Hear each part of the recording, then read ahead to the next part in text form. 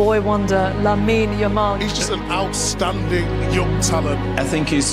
special. He's a genius. This young kid doing unprecedented stuff at this age is ridiculous. He's got an incredible level of maturity at such a young age. Lamine Yamal လူတိုင်းရဲ့ပါဇက်ဖျားမှာတစ်ဖောက်ပါပြောနေကြတဲ့နာမည်တစ်ခုပေါ့ဒါပေမဲ့လူတွေခေါ်နေကြတဲ့လာမင်းယမားရဲ့နာမည်ကသူ့မိဘတွေနဲ့ဘာမှမဆိုင်နဲ့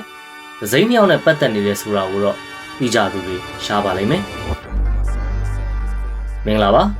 ဖော်ပေါ်ပိုင်းမိုးစကပြန်လဲကြိုးစိုးလိုက်ပါတယ်ဒီနေ့မှာတော့လာမင်းယမားဆိုတဲ့နာမည်လေးရဲ့နောက်ွယ်က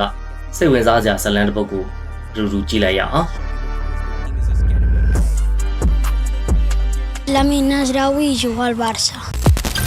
Lamine Yamal Nasraoui Ibana ဟာတက်19နှစ်နဲ့ကမ္ဘာဖလားကိုရယူနိုင်ခဲ့သူပါ။ဒါပေမဲ့သူဘလို့လူလဲဆိုတဲ့ဇလန်ကဘောလုံးငွေထဲမှာစခဲ့တာမဟုတ်ပါဘူး။ဘာစီလိုနာအနီး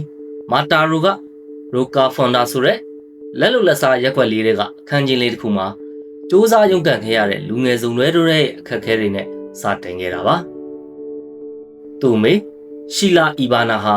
အီကွေတိုရီယာဂီနီနိုင်ငံဘာတာမြို့ကနေကာတာလိုနီယာကိုပြောင်းရွှေ့လာခဲ့သူပါသူဖေမူနီယာနာဆရဝီကတော့ငယ်ကလေးကမော်ရိုကိုကနေစပိန်ကိုရောက်လာခဲ့သူဖြစ်ပါတယ်2009ခုနှစ်ဇူလိုင်လ23ရက်မှာယမားကိုမွေးတော့ရှီလာရဲ့အသက်က16နှစ်ပဲရှိသေးသလိုမူနီယာကလည်း15နှစ်ပဲရှိပါသေးတယ်အဲဒီတော့ကသူတို့မှာပတ်စံလည်းမရှိအိမ်ငါကလည်းမပေးနိုင်ခဲ့ကြပါဘူးအဲ့ဒီချိန်မှာအိမ်နီးနားချင်းနှစ်ယောက်ဖြစ်တဲ့လာမင်းနဲ့ယမားတို့က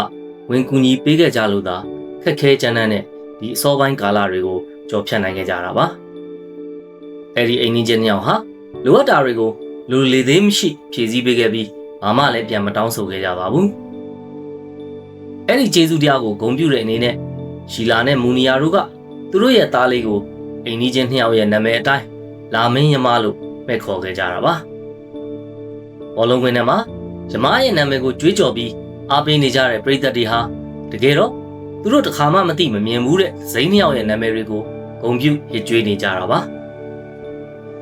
ယမားဟာမိဖို့ကြောင့်နဲ့အိတ်ခမ်းကအတူတူပဲဖြစ်နေတဲ့ရိုကာဖွန်နာကအခန်းချင်းလေးထဲမှာပဲကြီးပြင်းခဲ့ရတာပါသူ့ဖေကမိသားစုဝမ်းရေးအတွက်လမ်းပေါ်ကတန်တိုတန်စတွေလိုက်ကောက်တာအပါဝင်ကာယအားပြုတဲ့နေစားအလုပ်တွေကိုလုပ်ခဲ့ရပါတယ်။ယမား3နှစ်လောက်မှာအဖေနဲ့အမေလမ်းခွဲခဲ့ကြပြီးတဲ့နောက်သူ့မိကလည်း fast food ဆိုင်တွေမှာဝင်လုပ်ခဲ့ရပါတယ်။အဲဒီရက်ွက်ရဲ့စာရိုက်တင်ကေတအဆုံးသက်က304ဖြစ်ပြီးအဲ့ဒါဟာယမားကိုသွင်းလိုက်တိုင်းလက်ချောင်းလေးတွေနဲ့တင်ကေတပြလက်ရှိတဲ့နံပါတ်ဖြစ်သလိုသူဘယ်ကလာတယ်လဲဆိုတာကိုအမြဲတမ်းဂုဏ်ယူဝင်ကြွားနေတဲ့တင်ကေတလည်းဖြစ်ပါတယ်။ယမားဟာအသက်6နှစ်လောက်မှာဘာစီလိုနာရဲ့လာမာစီယာအကယ်ဒမီကိုရောက်လာခဲ့ပါတယ်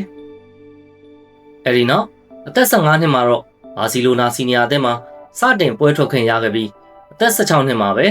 ယူရို2024ဖလားကိုရရှိခဲ့သလိုယူရိုပြိုင်ပွဲသမိုင်းမှာအသက်ငယ်ဆုံးဂိုးသွင်းသူဖြစ်လာခဲ့ပါတယ်။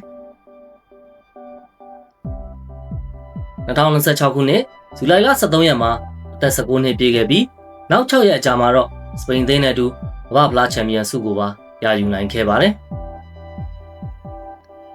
စပိန်သင်းကိုပခုံးထက်မှာထမ်းပိုးထားရတဲ့ဖိအားတွေကိုဘယ်လိုရင်ဆိုင်လဲလို့သတင်းတောက်တွေကမေးတဲ့အခါသူ့ရဲ့အဖြေကအရင်မြန်ဆန်ခဲ့ပါတယ်။ကျွန်တော်မိကျွန်တော်ကိုမွေးခဲ့တော့ကသူ့အသက်16နှစ်ပဲရှိသေးတယ်။အဲ့ဒါကမှတကယ်ဖိအားပါ။ကျွန်တော်ဖေဆိုရင်လည်းမိသားစုဝမ်းရေးအတွက်လမ်းပေါ်ကပစ္စည်းတွေလိုက်ကောက်ပြီးတော့ရှာဖွေကျွေးမွေးခဲ့ရတာပါ။ကျွန်တော်အတွက်တော့ဘောလုံးကစားရတာတစ်ခုပဲရှိတာပါလို့သူကဖြေခဲ့ပါတယ်။အသက်16နှစ်အရွယ်အမေတယောက်ကနေလူမသိသူမသိရက်ွက်လေးထဲမှာမွေးဖွားလာခဲ့တဲ့ယမားဟာအသက်19နှစ်မှာကမ္ဘာဖလားကိုကင်မြောက်နိုင်ခဲ့ပါပြီ။သူ့ရဲ့နာမည်ပြည့်စုံဖြစ်တဲ့လာမင်းယမားနယ်ဆရာဝီအီဘာနာထဲမှာမိဘနှစ်ပါးရဲ့မျိုးရိုးနာမည်တွေအပြင်ရိုကာဖွန်ဒါရက်ွက်ပြင်ဘက်ကဘယ်သူမှမသိကြတဲ့အိမ်နီးချင်းသစိမ်းနှစ်ယောက်ရဲ့နာမည်တွေပါဝင်နေပါတယ်။လာမင်းဆိုတာအာရဗီဘာသာစကားနဲ့ရိုးသားဖြောင့်မတ်ခြင်းလို့အဓိပ္ပာယ်ရပြီးတမန်တော်မူဟာမက်ရဲ့တမာရီရှိမှုကိုဂုဏ်ပြုမှဲ့ခေါ်ထားတဲ့